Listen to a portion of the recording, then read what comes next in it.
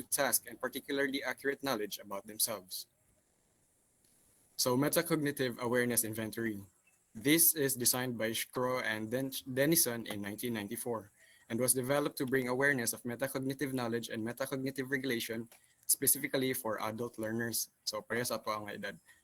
So there are two processes of cognition. First is the knowledge of cognition. In knowledge of cognition, this involves being aware of the factors that involve learning, identifying the strategies you can use to effectively learn, and choosing the appropriate learning strategies. So the knowledge of cognition includes declarative knowledge, procedural knowledge, and conditional knowledge. So in declarative knowledge, the factual knowledge the learners needs before being able to process or use critical thinking related to the topic. So the next one is the procedural knowledge. This knowledge is the application of knowledge for the purposes of completing a procedural or process. This knowledge is also about how to implement learning procedures. This also requires students to know the process as well as when to apply process in various situations. Also, in procedural knowledge, students can obtain knowledge through discovery, cooperative learning, and problem solving. And lastly is the conditional knowledge. This is the determination under what circumstances specific process or skills should transfer. This knowledge is also about when and why to use learning procedures. Also, this is the application of declarative and procedural knowledge with certain conditions presented. And lastly, students can obtain knowledge through simulation. And for the next one is the regulation of cognition. So the regulation of cognition involves setting goals and planning, monitoring and controlling learning, and evaluating own regulation or assessing if the strategy you are using is working or not. This also includes making adjustments and trying something new. Next, we have the metacognitive learning strategies. So every student is unique, especially with regards to learning strategies. One strategy may be effective for the other students, but not for all. So the following strategies that I will be discussing helps or guide us students to understand and control our own performance for optimal learning. Firstly is the pre-assessment or self-assessment of content. So this assessment is a simple activity such as finding out what you already know about the topic can help you begin to think about how learning works. The next one is the self-assessment of self-regulated learning skills.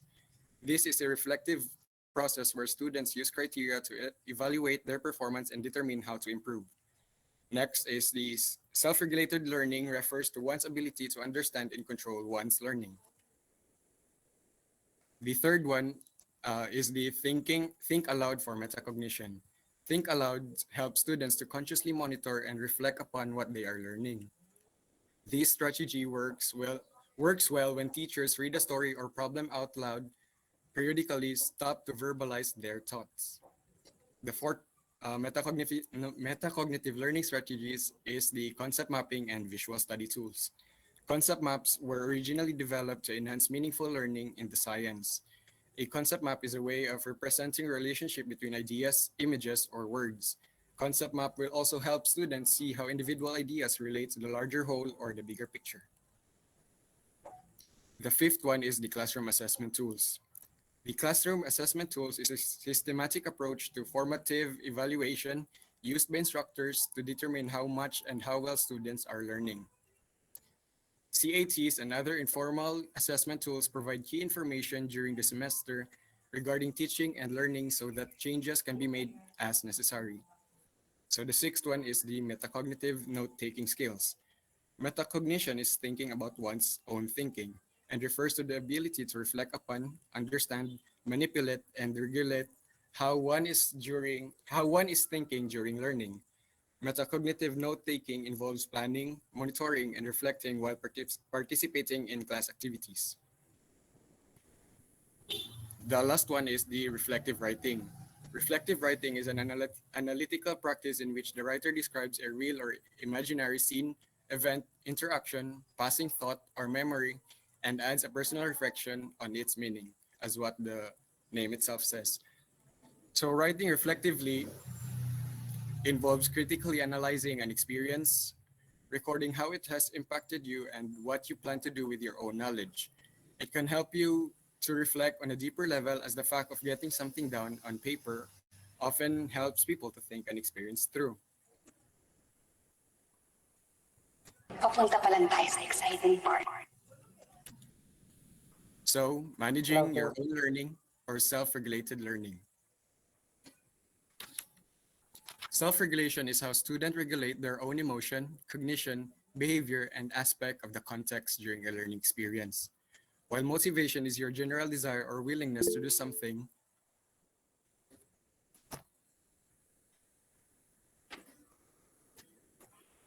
self-regulation is the process wherein you activate, take control of, and evaluate your own feeling.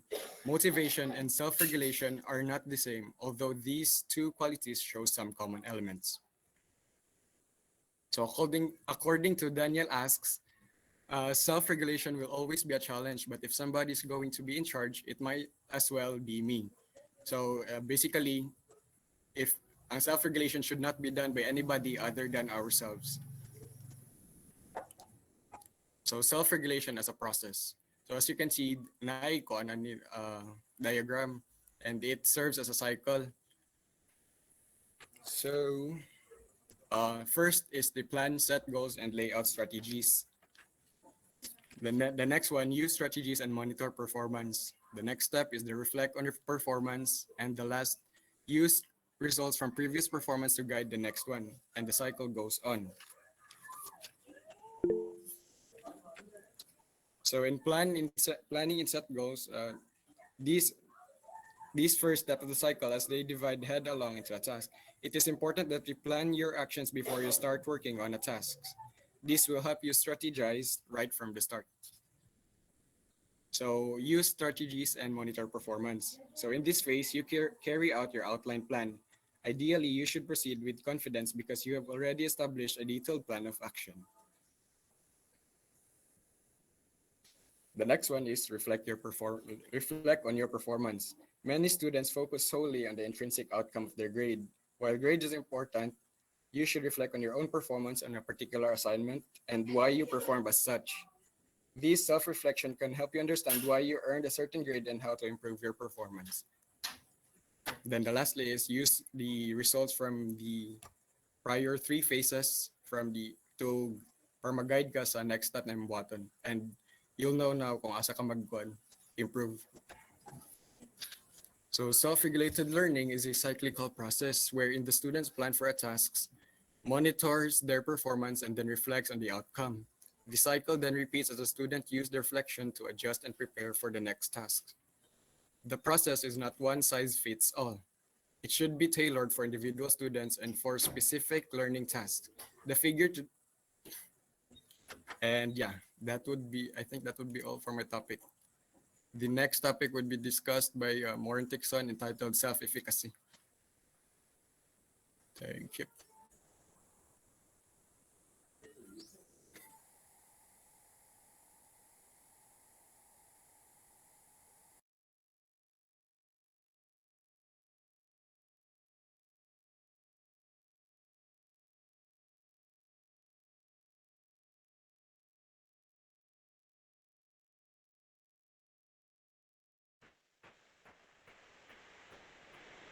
Kirby, are you still going to continue? Ay, okay. Self-efficacy. Okay. Yes, sir. What is self-efficacy? Self-efficacy refers to your belief in your capacity to perform necessary actions to produce specific performance goals.